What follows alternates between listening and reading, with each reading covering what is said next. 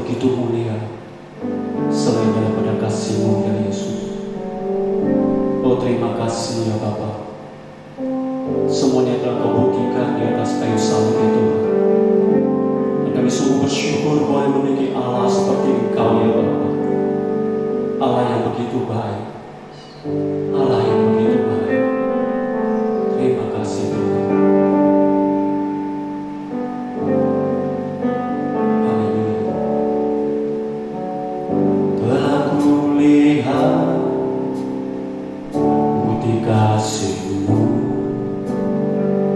Kau menderita gantikanku.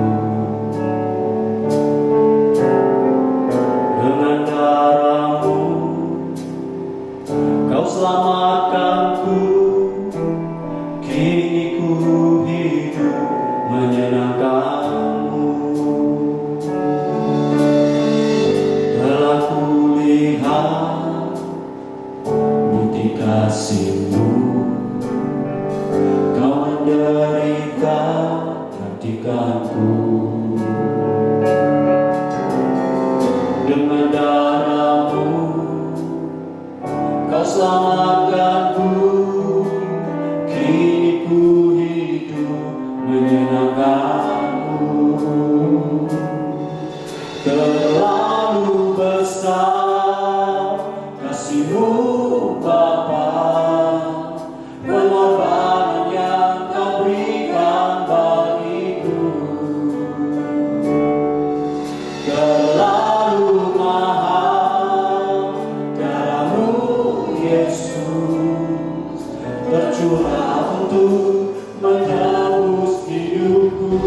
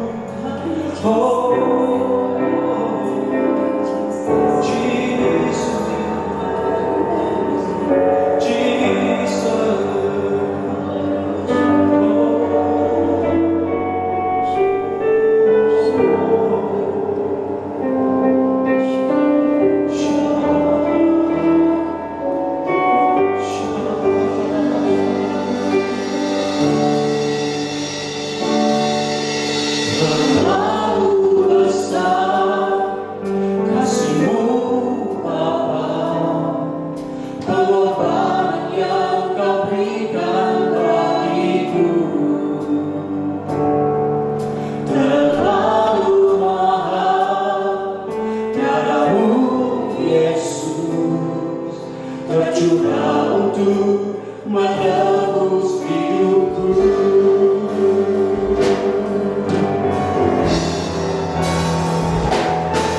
Terlalu besar kasih-Mu Bapa, dalam banyak yang Kau berikan bagiku.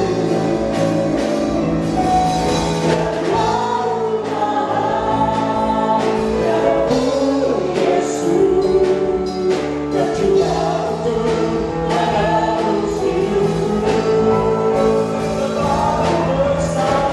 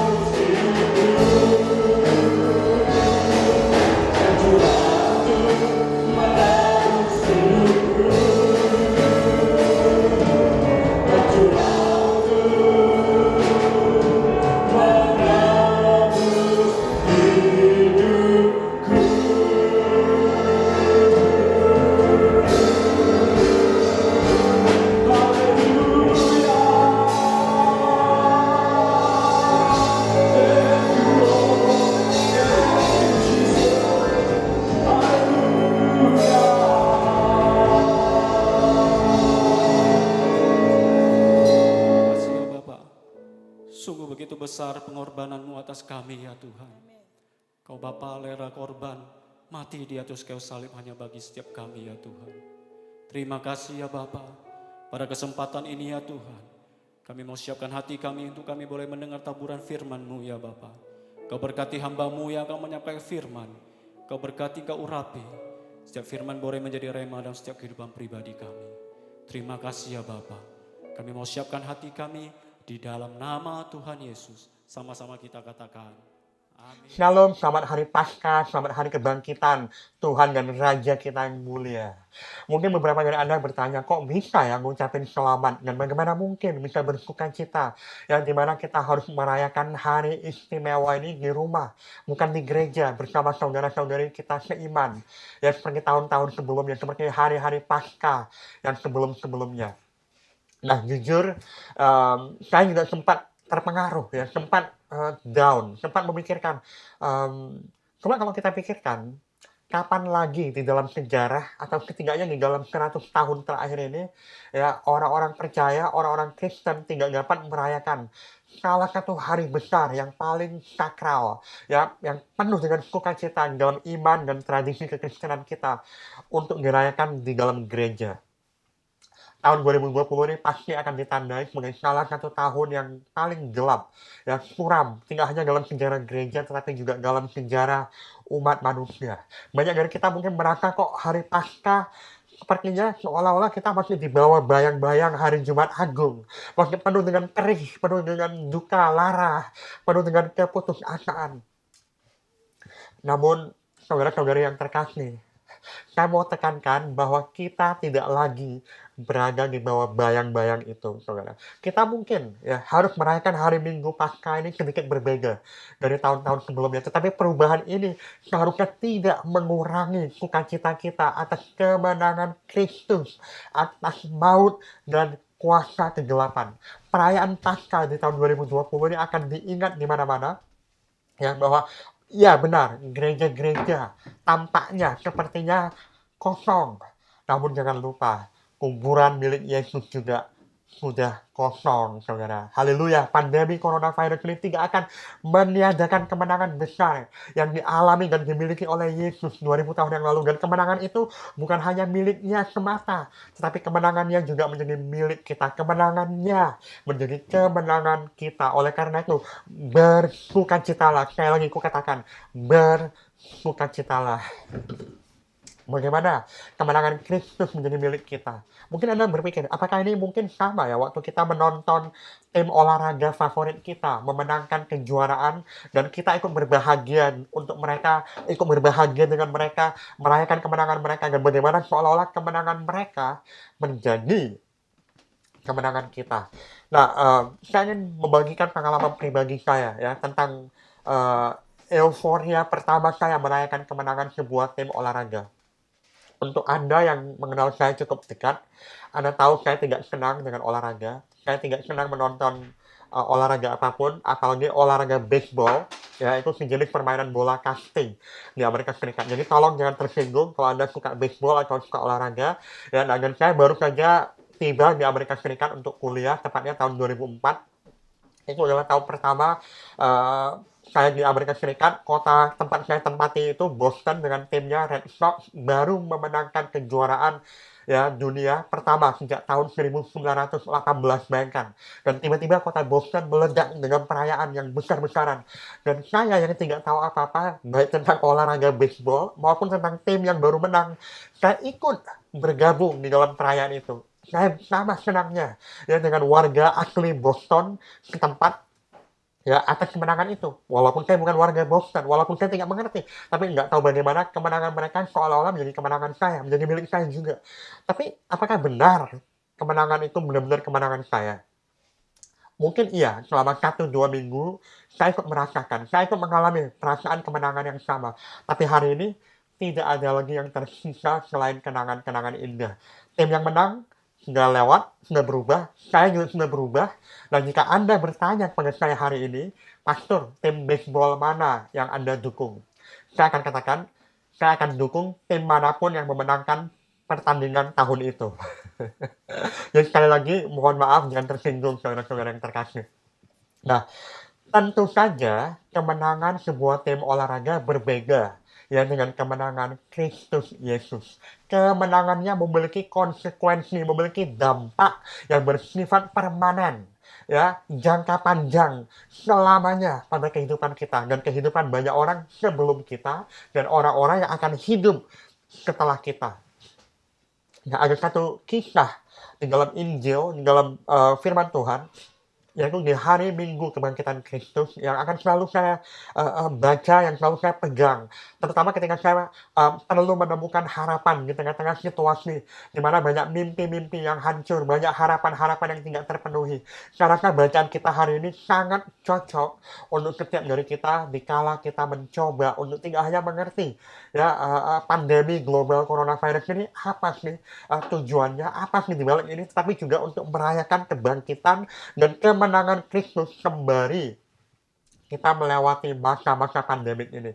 Suatu musim kehidupan yang penuh tantangan, di mana keputusasaan merajalela. Kemanapun mata kita memandang, kelihatannya tidak ada harapan. Kelihatannya banyak sekali kabar buruk yang kita baca. Nah, oleh sebab itu, mari kita baca dari buku Injil Lukas 24 ayat 13-35. Ini adalah perikop yang cukup panjang. Dan untuk mengikuti tradisi membaca kitab suci di gereja kita, saya dengan hormat mengundang Anda untuk berdiri meskipun Anda membacanya dari rumah. Ya, ini adalah firman Tuhan, kita mau menghormatinya dan untuk membaca bersama-sama dengan saya. Oke, Anda siap? Pada hari itu juga, 2 orang dari murid-murid Yesus pergi ke sebuah kampung bernama Emmaus yang terletak kira-kira 7 mil jauhnya dari Yerusalem. Dan mereka bercakap-cakap tentang segala sesuatu yang telah terjadi. Ketika mereka sedang bercakap-cakap dan bertukar pikiran, datanglah Yesus sendiri mendekati mereka, lalu berjalan bersama-sama dengan mereka. Tetapi ada sesuatu yang menghalangi mata mereka sehingga mereka tidak dapat mengenal Dia. Yesus berkata kepada mereka, "Apakah yang kamu percakapkan sementara kamu berjalan. Maka berhentilah mereka dengan muka muram.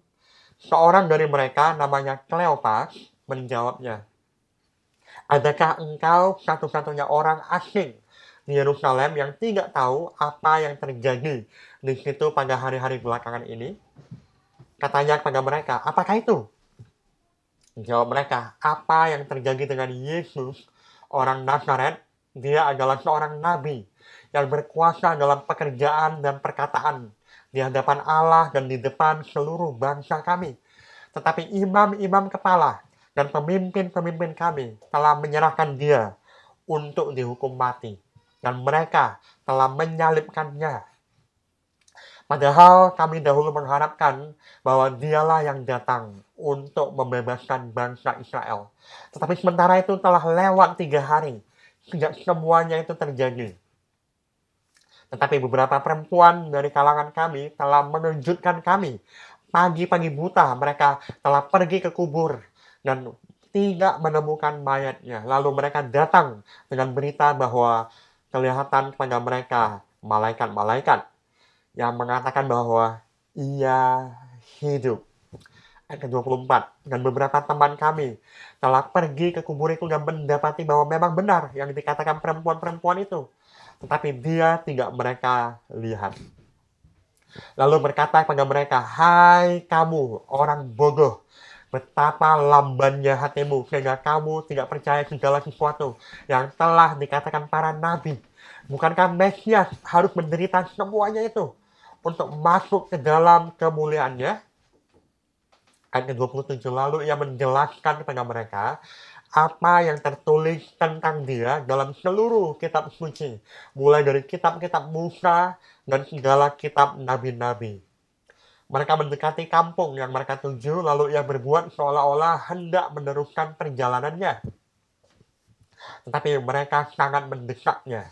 Katanya, tinggallah bersama-sama dengan kami, sebab hari telah menjelang malam, dan matahari hampir terbenam. Lalu masuklah ia untuk tinggal bersama-sama dengan mereka. Ayat ke-30, waktu ia duduk makan dengan mereka, ia mengambil roti, mengucap berkat, lalu memecah-mecahkannya dan memberikannya kepada mereka. Ketika itu juga terbukalah mata mereka, dan mereka pun mengenal dia, tetapi ia lenyap dari tengah-tengah mereka. Kata mereka seorang pada yang lain, bukankah hati kita ini berkobar-kobar ketika ia berbicara dengan kita di tengah jalan dan ketika ia menerangkan kitab suci kepada kita? Ayat ke-33, lalu bangunlah mereka dan terus kembali ke Yerusalem. Di situ mereka mendapati ke-11 murid itu, mereka sedang berkumpul bersama-sama dengan teman-teman mereka. Kata mereka itu, sesungguhnya Tuhan telah bangkit dan telah menampakkan diri kepada Simon. Lalu kedua orang itu pun menceritakan apa yang terjadi di tengah jalan dan bagaimana mereka mengenal dia waktu ia memecah-mecahkan roti. Amin. Haleluya, saudara. Puji Tuhan untuk kebangkitannya. Puji Tuhan ya untuk kemenangannya atas maut. Ya, nah saudara, saya senang dengan peristiwa perjalanan ke Emmaus ini karena untuk beberapa alasan. Karena ini tidak hanya menceritakan kisah perjumpaan pribadi Yesus dengan kedua muridnya ini, tapi ini juga sebuah kisah di mana Yesus secara pribadi menguatkan, menghibur murid-muridnya yang mungkin waktu itu menghadapi rasa takut, penuh dengan keraguan, patah hati, hancur hati, dan putus asa. Yang lebih penting dari peristiwa ini adalah bahwa murid-murid ini, dua orang ini bukanlah salah satu dari 3 murid Yesus yang paling dekat, ataupun bagian dari ke-12 murid. Tidak ada yang tahu siapa mereka. Siapakah mereka? Hanya satu dari mereka yang disebutkan namanya, yaitu apa? Kleopas. Bagaimana dengan yang lainnya? Nah, secara tradisi, banyak yang percaya bahwa kedua orang muridnya ini adalah 2 orang laki-laki. Namun, setelah membaca dengan seksama dan menghubungkan ya beberapa peristiwa ya secara logika di dalam 4 kitab Injil, banyak ahli teolog yang percaya bahwa kedua orang murid ini sebenarnya adalah pasangan suami istri. Dan identitas murid lainnya itu yang dipercaya adalah Maria. Maria yang hadir di dalam penyaliban Yesus, dan juga dia yang hadir di pagi hari menemukan kubur kosong. Ya, bukan Maria ibunya Yesus ya. Nah, tapi hari ini kita bukan mau berdebat mengenai siapa identitas dua orang murid ini. Tapi saya mau kita belajar bagaimana kebangkitan Kristus yang berkemenangan menjadi kemenangan para murid-murid tersebut, dan tentunya menjadi kemenangan kita juga hari ini. Nah, dengan cepat saya akan membagikan 5 dampak permanen. Ya, 5 dampak permanen yang mengubahkan kehidupan kita. Ya, dari kemenangan Kristus menjadi kemenangan kita. Apakah Anda siap? Baik, saudara-saudara yang terkasih, yang pertama, ya, kemenangannya itu mengubah cara kita mengenal Tuhan, mengubah hubungan kita dengan Tuhan. Dengan kata lain, saudara, kemenangannya itu memulihkan dan memperbaharui hubungan kita dengan Tuhan. Apa yang sebelumnya rusak, apa yang sebelumnya hancur, sekarang telah dipulihkan, telah diperbaharui. Saudara, kedua murid ini tidak hanya berinteraksi dengan Yesus, namun di akhir dari perjumpaan mereka, mereka juga melihat Yesus dengan cara yang berbeda. Di mata mereka, Yesus bukan lagi sekedar seorang rabi, seorang guru yang bijaksana, atau pahlawan yang mereka tunggu-tunggu untuk membebaskan mereka dari Roma.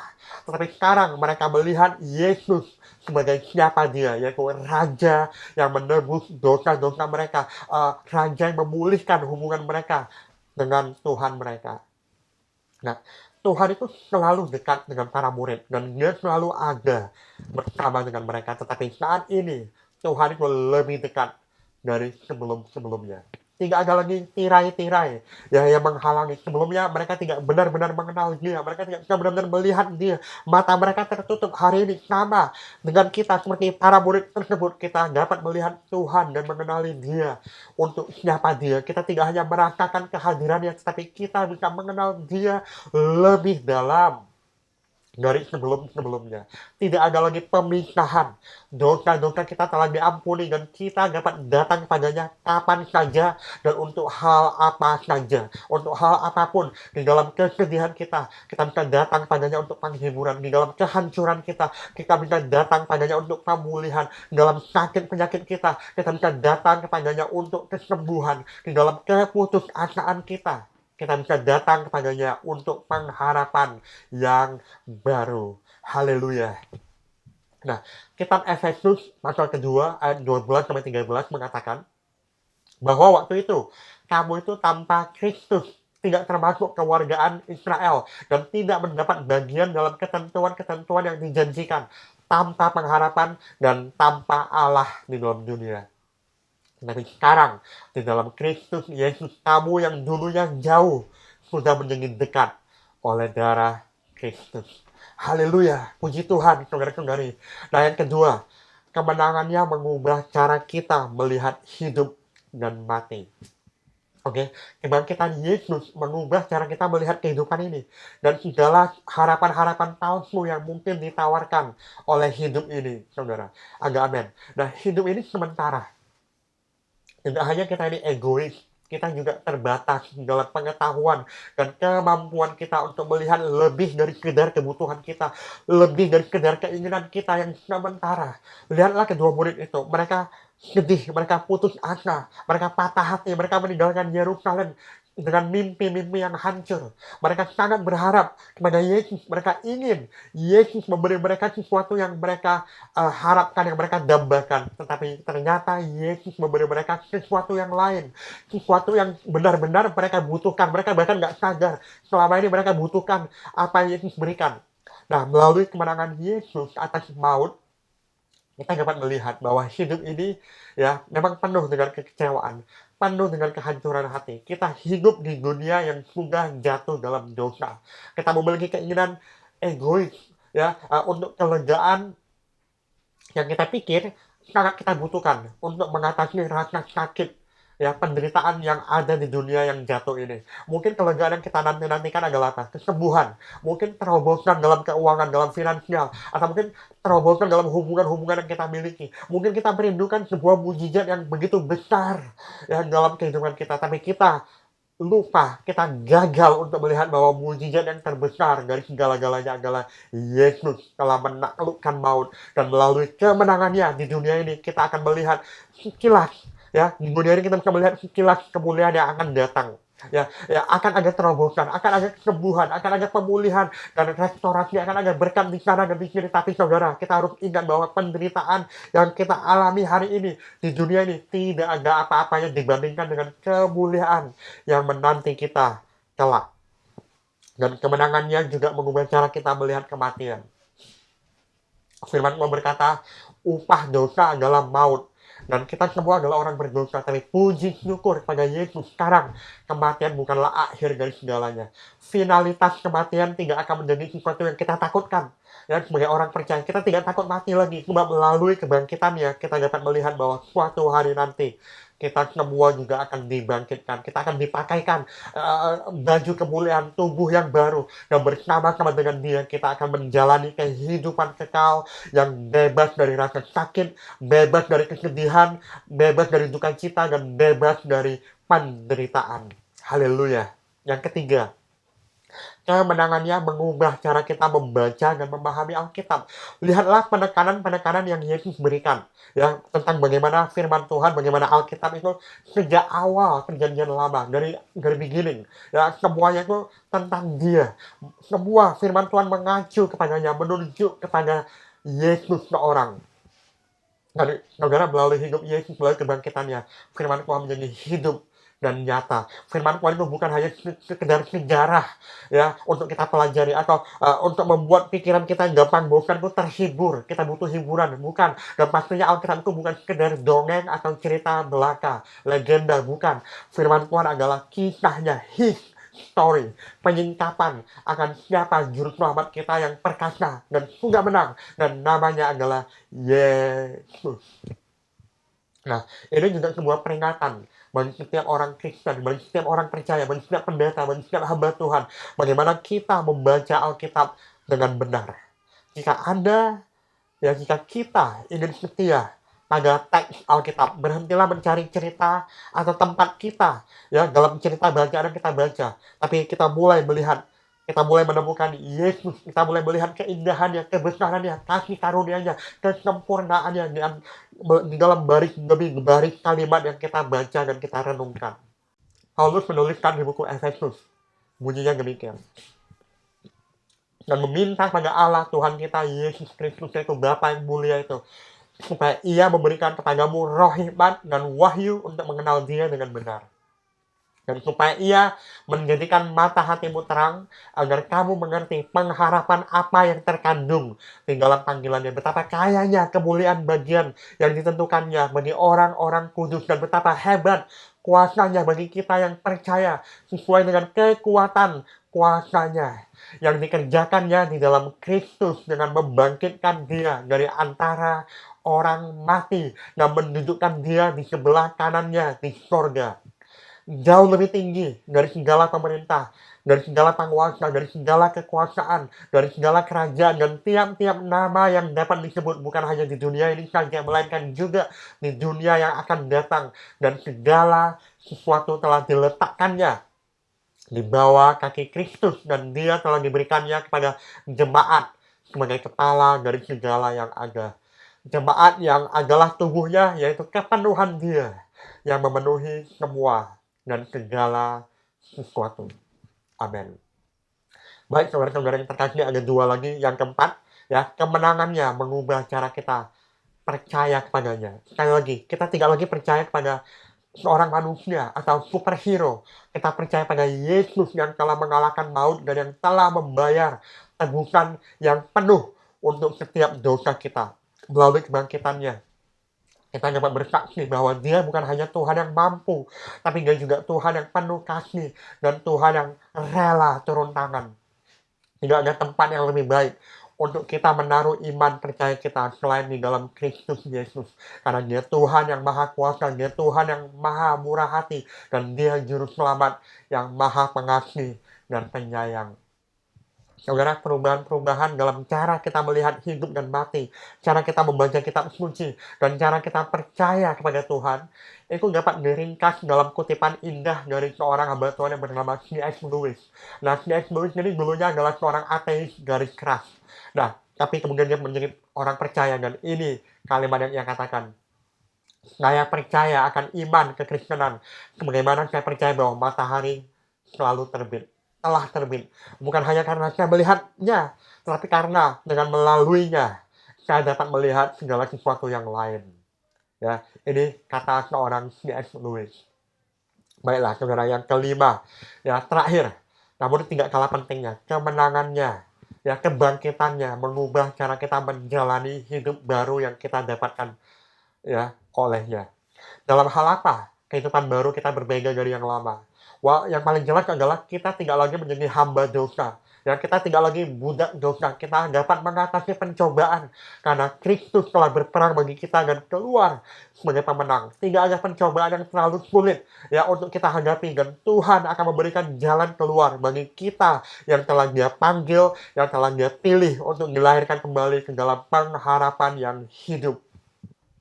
Nah, saudara-saudara yang terkasih, berdasarkan apa yang terjadi pada dua orang murid ini, di cerita ini, dan banyak murid-murid lainnya yang telah menyaksikan dan mengalami kuasa kebangkitannya. Setidaknya ada 4 ya gaya hidup yang dapat kita nikmati hari ini sebagai orang-orang Kristen yang berkemenangan. Oke, Anda siap? Yang pertama, setiap dari kita boleh hidup melekat dengan Tuhan. Ya, kita bisa tinggal di dalam Dia dan Dia tinggal di dalam kita. Lihatlah bagaimana para murid meminta Yesus untuk tinggal bersama mereka, dan Dia tinggal bersama mereka untuk sementara waktu.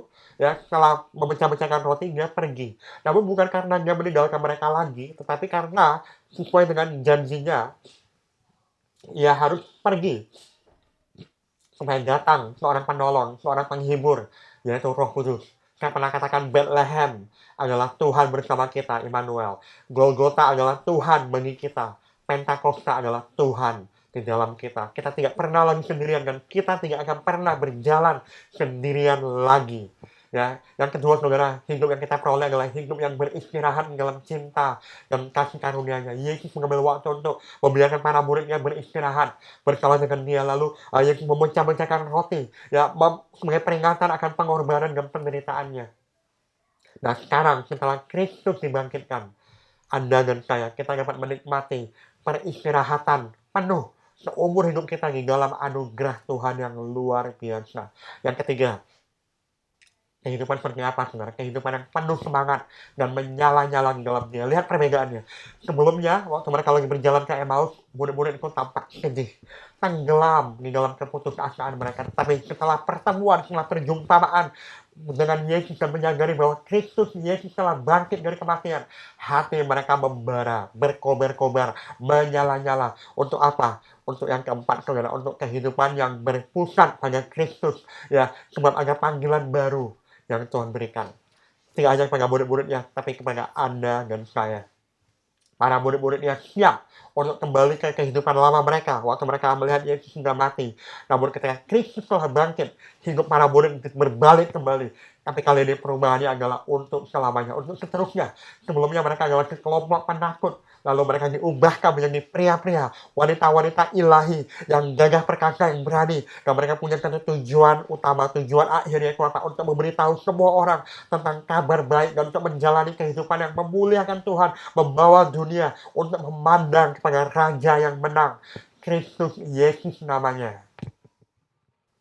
Jika kita ingin meringkas kehidupan Yesus di bumi, dari kelahirannya hingga kebangkitannya, terutama ketika kita berusaha melewati pandemi coronavirus yang mempengaruhi seluruh dunia ini, dan sudah mempengaruhi setiap aspek kehidupan kita, inilah yang dikatakan oleh seorang hamba Tuhan bernama Charles Spurgeon tentang Tuhan sebagai Immanuel. Tuhan itu Immanuel, Allah beserta kita di dalam wujud kemanusiaan kita, di dalam kesedihan kita, di dalam pekerjaan kita, di dalam penghukuman kita, di dalam penderitaan kita, di dalam kematian kita. Dan sekarang bersama kita, atau lebih tepatnya kita bersama Dia di dalam kebangkitan, di dalam kenaikan, di dalam kemenangan, dan kemegahan Advent kedua, yaitu kedatangan kedua kalinya yang mulia. Saudara-saudari yang terkasih, sebab Dia hidup, kita dapat menghadapi hari esok. Jika saya boleh meminjam kesimpulan dari hamba Tuhan lain bernama Timothy Keller, ya, dari salah satu khotbah paskanya, saya ingin mengakhiri khotbah saya dengan demikian. Ini yang ia katakan. Kebangkitan memberi kita harapan untuk sebuah masa depan. Masa depan kita benar-benar ada, sungguh ada di sana. Dan masa depan itu disiapkan secara khusus dan pribadi oleh Yesus untuk masing-masing setiap dari kita. Dan bahwa masa depan itu pasti adanya. Dan masa depan itu luar biasa indahnya. Dan coba tebak, saudara. Semua kebenaran-kebenaran ini yang kita bicarakan hari ini itu mengarah pada satu kebenaran yang tertinggi, yaitu apa? Yesus Kristus sebagai Raja yang hidup, Raja yang berkemenangan. Segala puji bagi Yesus atas kemenangan-kemenangan yang sekarang kita memiliki kepastian akan masa depan yang kita alami dengan Kristus Yesus. Masa depan yang hanya dapat kita miliki di dalam Dia seorang.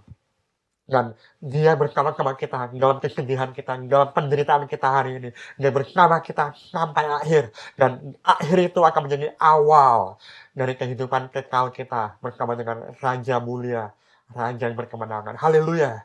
Bersukacitalah dan bergembiralah. Haleluya. Segala puji bagi Raja yang telah bangkit.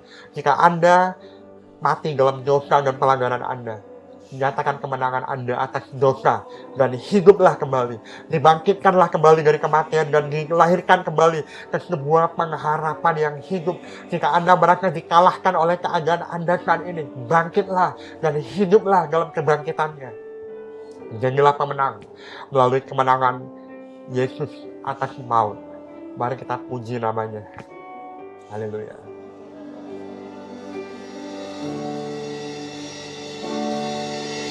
Terlalu besar kasih-Mu Bapa, pengorbanan yang Kau berikan bagiku.